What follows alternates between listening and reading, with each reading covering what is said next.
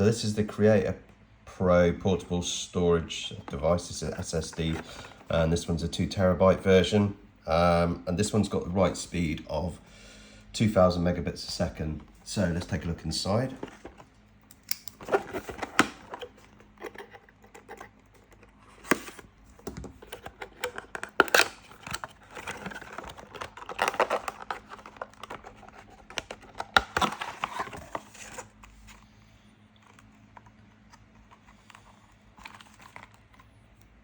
Okay, so we've got some paperwork. I think in here you're supposed to get, oh yeah, you get 1 month free subscription to Adobe Creative Suite, instructions, and some cables. So you've got USB-C to USB-C and a USB-C to USB-B, which I'll be using obviously for maximum speed. This is the one you want. So USB-C to get the full capacity and speed out of this device. So this one, let's take a look at this. So it's nice and compact.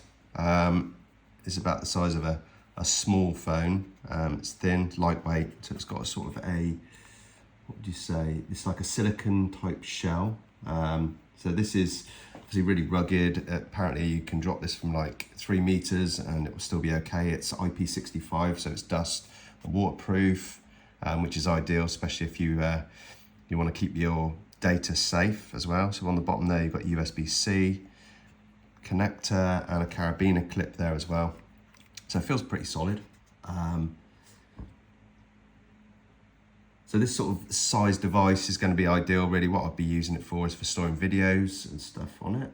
So perfect for like 4K, 8K footage.